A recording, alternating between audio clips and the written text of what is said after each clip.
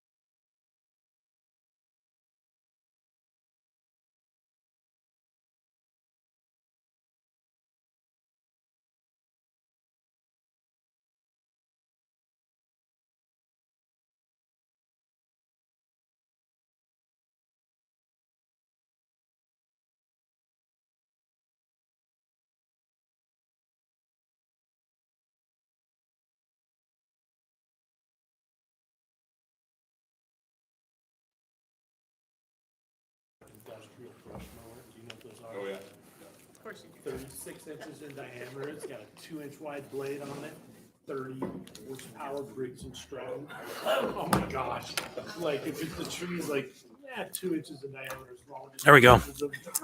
It's so much fun. Yeah, well, and I might have to have you talk to developers. You may need a clearing permit for that. Sure. Huh. Tell you what, I lend that thing out, and everybody's just like, "That's the most fun I've ever had." I don't know, you want to hear about you lending it out. I bought it when I built my cabin in order to clear brush on it. And I was like, oh my gosh, so much fun. It's therapeutic. All right. Good afternoon, everybody. This is a work session executive appointment confirmation hearing for Kent Kohlhase, Municipal Manager. It's April 12th, 2023. It is 1:14 p.m. I call this meeting to order, and I'll hand over the mic to Mr. Bird. We need to do it. Oh, I'm sorry. Yeah, introductions, please start over. Thank you. Thank you Mrs. so much. Branga, Felix Rivera. Anna Brawley, Scott Myers. Kevin Cross. Meg Zalato. Christopher Constant. George Martinez. Daniel Volant. The clerk is here, and we have several people in the audience. Go ahead, Mr. Bird. Thank you, Chair Constant. On behalf of the administration, I'd like to present to you our appointee for the position of Municipal Manager, Mr. Kent Kohlhase. As you all know, Kent has worked for the municipality since April of 2013, when he was hired to be the Private Development Manager in the Development Services Department. In 2015, Kent was selected to manage the engineering design section of the PM&E, or Project Management and Engineering section. In that role, he served as municipal engineer. In 2019, Kent was appointed as Director of Project Management and Engineering. PM&E has responsibility for design and construction of capital road and drainage projects, survey and right-of-way acquisition for municipal purposes, and watershed management for compliance with state and federal requirements. Kent also served in a long-term acting role as the building official and Director of Development Services. Kent served briefly as the Public Works Director last year, overseeing the traffic maintenance and operations and Public Works departments before being asked to serve as the acting municipal manager in December of 2022. Before joining the municipality, Kent worked for the U.S. Forest Service for about 20 years, with the last 6 years leading the engineering staff group on the Chugach National Forest. His staff had overall responsibility for facilities, roads, fleet, fire, surveying, and aviation. Kent graduated from UAF in 1993 with a bachelor's degree in civil engineering, and he has been a registered civil engineer since 1998. I'd like to point out that he has also filled the executive branch's role on the PAMP Advisory Design Board for the last couple of months as well. So that may be timely given the previous work session. We are proud to present Kent Kohlhase as our appointee for the municipal manager. Thank you, Mr. Chair. Thank you. Thank you, Mr. Chair. Thank you, Mario. A few prepared remarks. First of all, I recognize from talking with Barbara Jones that she's been here all day, so I would move we adjourn early. So I'm also remembering when I was here for the PM&E position, Fred Dyson listened intently for the whole thing, and then at the end, all he wanted to talk about was firefighting when I had worked as a firefighter for the Forest Service. And lastly, I'd say I was disappointed that somebody polled me on Tuesday and I just didn't get voted in like Grant did a few months ago. So all that aside, I'm just kidding. I'm glad to be here. I appreciate the opportunity to answer any questions you may have. I'm also want to thank Mayor Bronson for his confidence in me. Mario touched on my work experience, so I won't go into that too much, but I think that my experience, and some of you have heard me say this before, I think my experience working for the federal government and the city government really positioned me well to help with the mission of the municipality and to serve the citizens.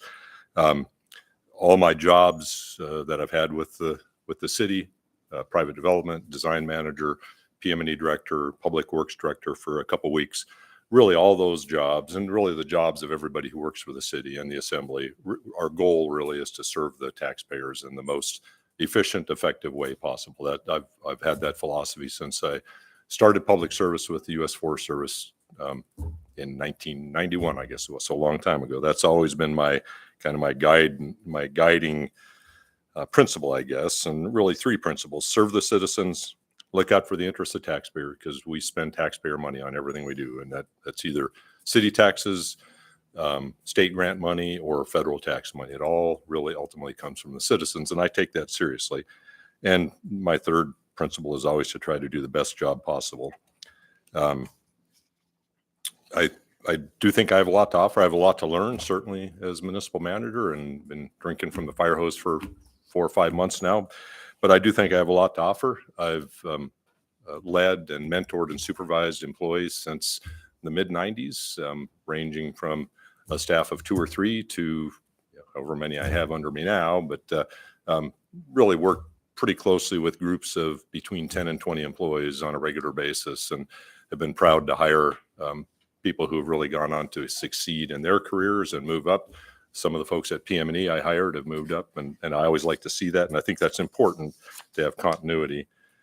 Talk a little bit about relationships.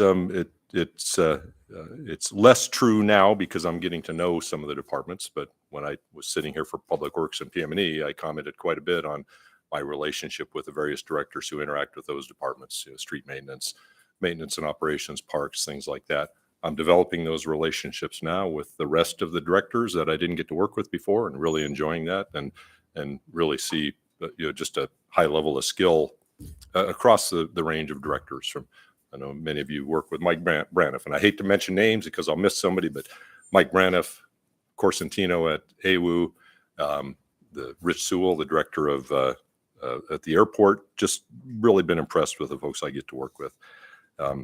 I've got good relationships outside the municipality, working on some with the state, I guess enhancing relationships with some of the departments at the state I haven't had a chance to work with, but certainly at DOT, although there's some turnover happening there, I've got a really strong working relationship with them, and we do a lot in conjunction with them.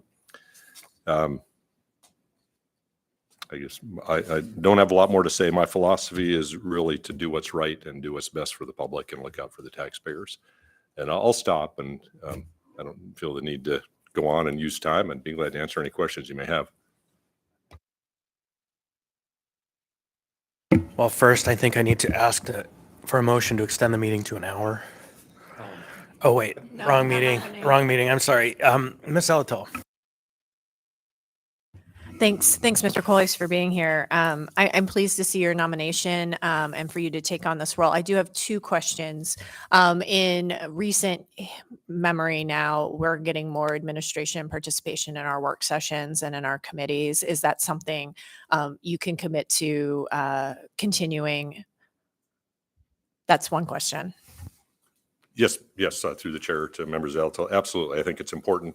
I think I would offer that I have occasionally found work sessions to be kind of one-sided. And I think by the nature of Robert's rules, they kind of end up that way. But I think the best work sessions I've been to have been the ones where there's really an opportunity for two-way collaboration. And I recognize sometimes it's the topic of the work session. It may be a one-sided discussion, but yes, I certainly support that. You just missed a doozy of one, 3 hours on the port, very collaborative.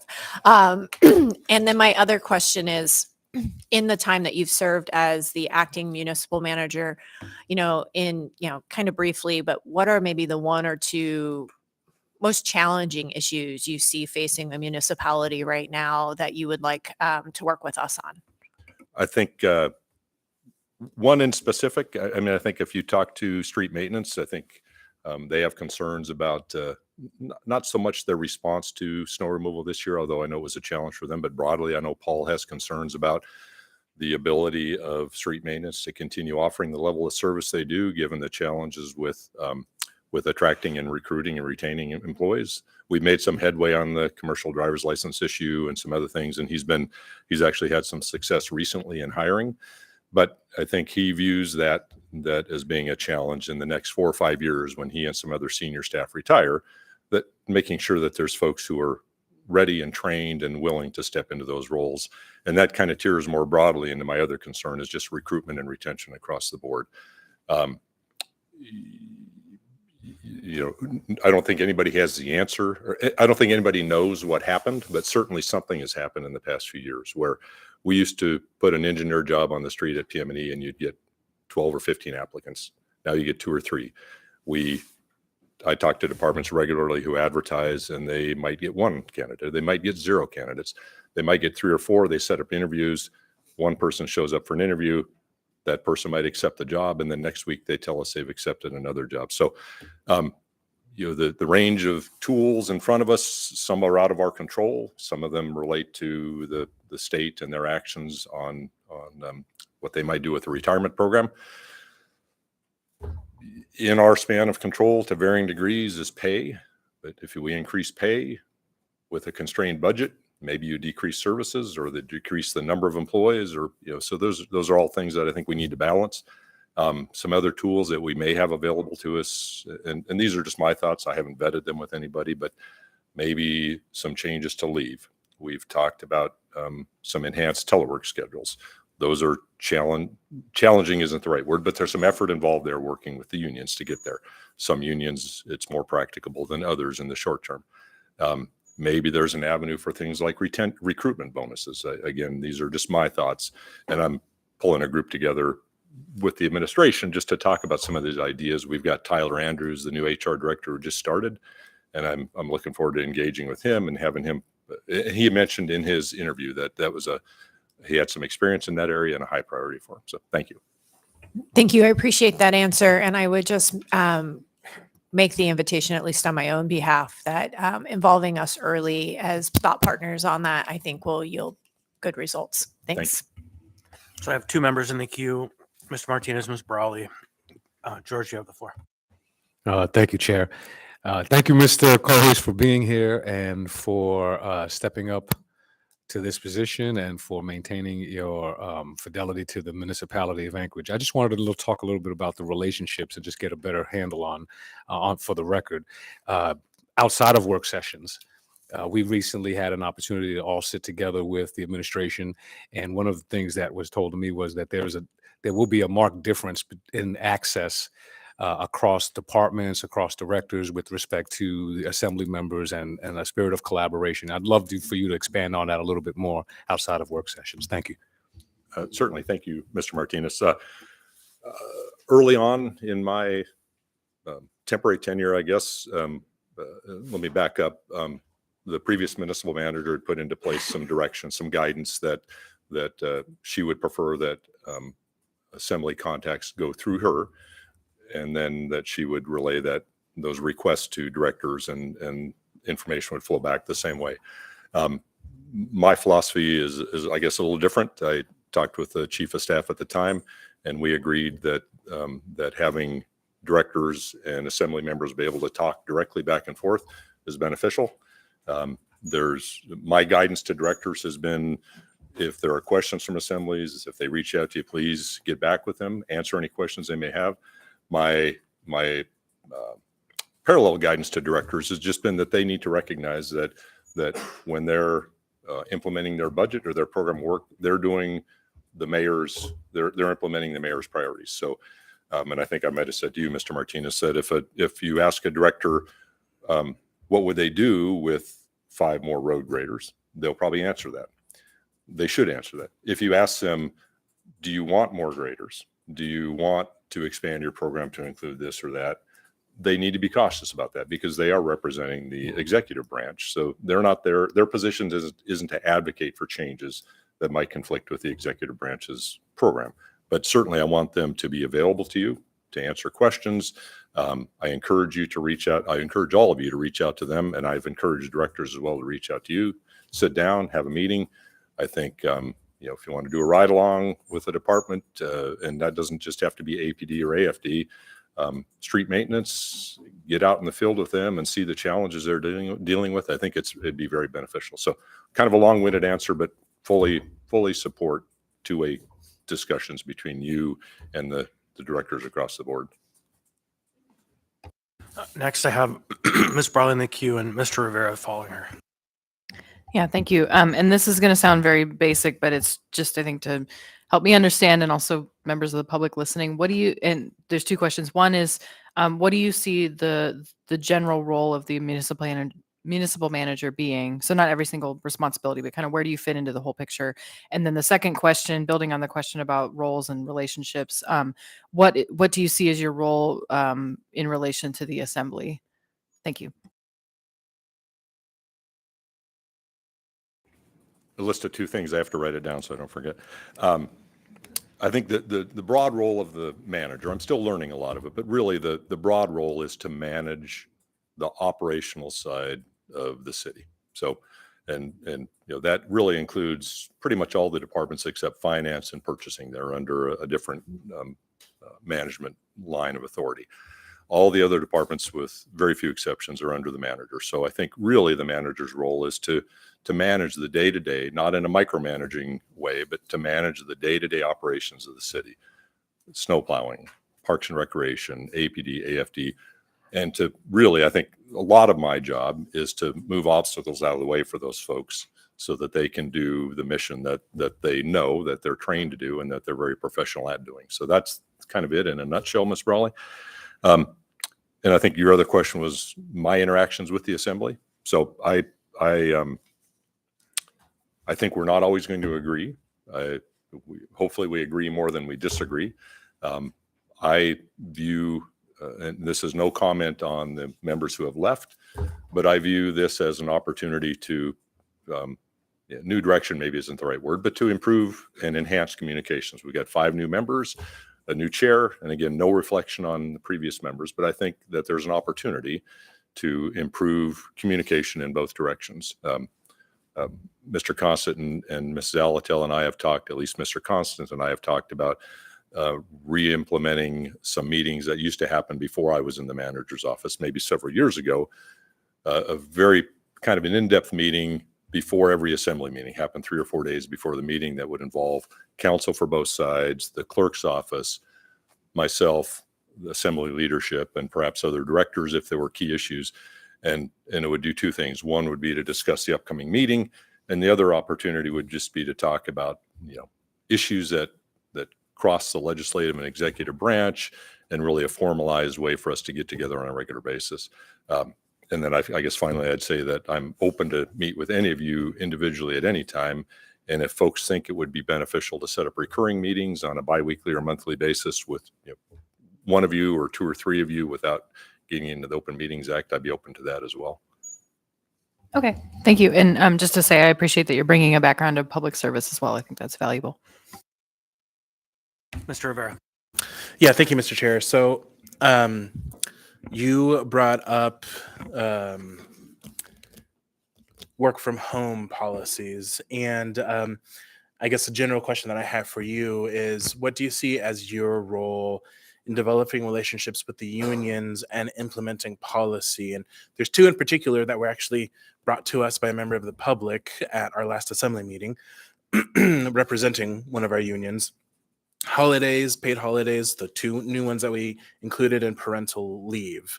So if you could just speak to your role there in implementing that policy and working with the unions to make that happen.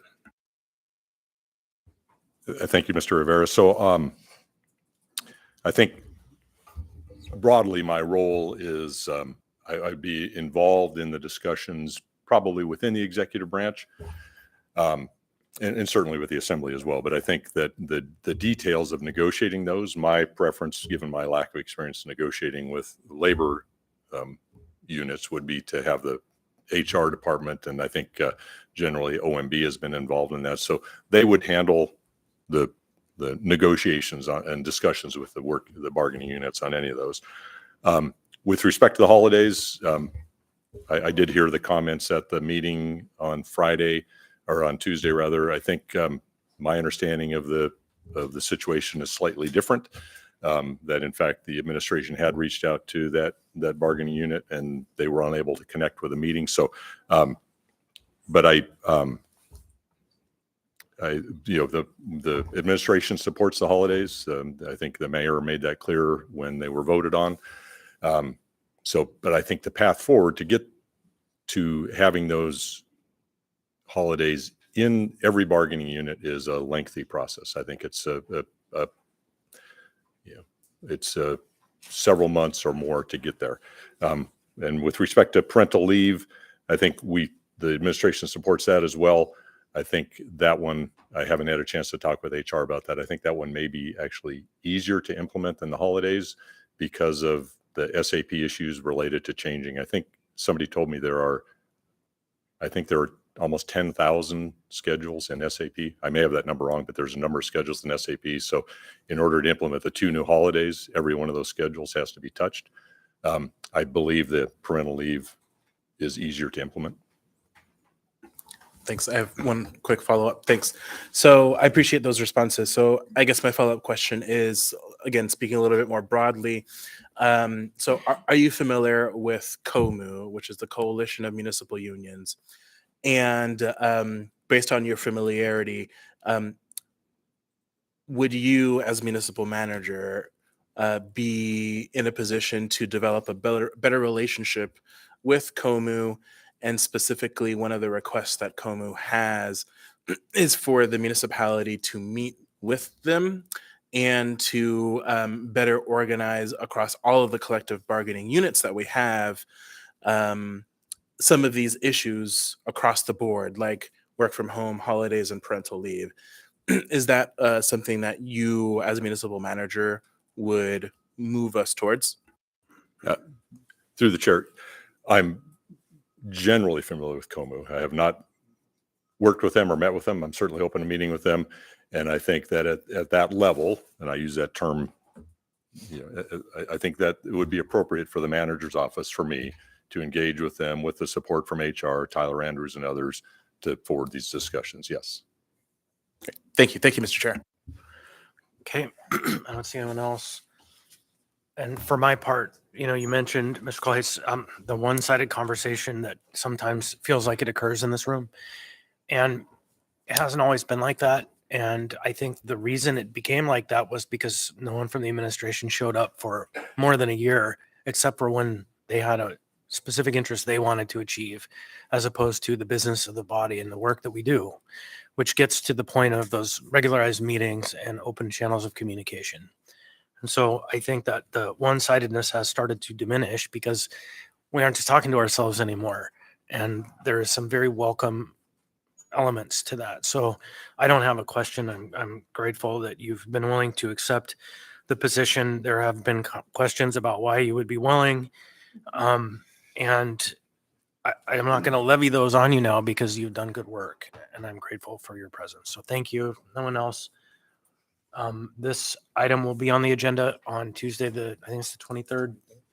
And it is not a public hearing item. It's just an item that'll be before the body. So if no one else, I will adjourn this meeting.